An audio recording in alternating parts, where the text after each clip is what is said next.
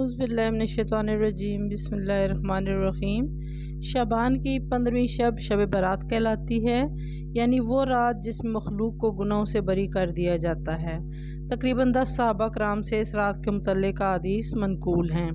حضرت عائشہ فرماتی ہیں کہ شعبان کی 15ویں شب کو میں نے نبی کریم صلی اللہ علیہ وسلم کو اپنی آرام گاہ پر موجود نہ پایا تو تلاش میں نکلی، دیکھا کہ آپ جنت البقیع کے قبرستان میں ہیں۔ پھر مجھ سے فرمایا کہ آج شعبان کی 15ویں رات ہے، اس رات میں اللہ تعالیٰ آسمان دنیا پر نزول فرماتا ہے اور قبیلہ بنی کلب کی بکریوں کے بالوں کی تعداد سے بھی زیادہ گناہ گاروں کو بخشش فرماتا ہے۔ دوسری حدیث میں ہے، اس رات میں اس سال پیدا ہونے والے ہر بچے کا نام لکھ دیا جاتا ہے، اس رات میں اس سال مرنے والے ہر آدمی کا نام لکھ لیا جاتا ہے، اس رات میں تمام اعمال اٹھا لیے جاتے ہیں اور تمہارا رزق اتارا جاتا ہے۔ اسی طرح ایک روایت میں ہے کہ اس رات میں تمام مخلوق کی مغفرت کر دی جاتی ہے سوائے 7 اشخاص کے۔ وہ یہ ہیں: مشرک، والدین کا نافرمان، کینہ پرور، شرابی، قاتل، شلوار کو ٹخنوں سے نیچے لٹکانے والا اور چغل خور۔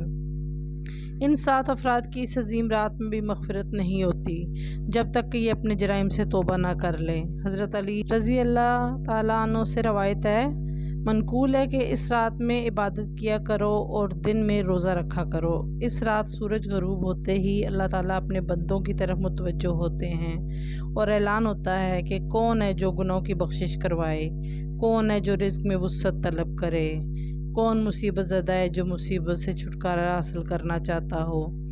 ان احادیث کریمہ اور صحابہ کرام اور بزرگان دین کے عمل سے ثابت ہوتا ہے کہ اس رات میں 3 کام کرنے کے ہیں، جن میں سب سے پہلے آتا ہے کہ قبرستان جانا، یعنی کہ قبرستان جا کر مردوں کے لیے ایصال ثواب اور مغفرت کی دعا کی جائے۔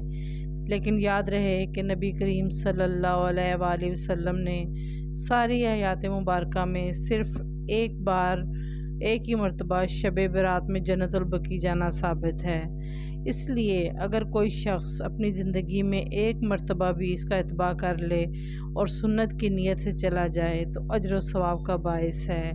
لیکن پھول پتیاں، چادر چڑھاوے اور چراغاں کا اہتمام کرنا اور ہر سال جانے کو اپنے اوپر لازم کر لینا اور یہ سمجھنا کہ جانا بہت ہی لازم ہے، فرض ہے، یہ ٹھیک نہیں ہے، اور ان اعمال کو شب برات کے ارکان میں داخل کرنا بھی ٹھیک نہیں ہے۔ جو چیز نبی کریم صلی اللہ علیہ وآلہ وسلم سے جس درجے میں ثابت ہے، اس کو اسی درجے میں رکھنا چاہیے، اور اسی کا نام اتباع اور دین ہے کہ ہم اپنی زندگی کو رسول کریم صلی اللہ علیہ وآلہ وسلم کے بتائے گئے راستوں کے مطابق چلائیں۔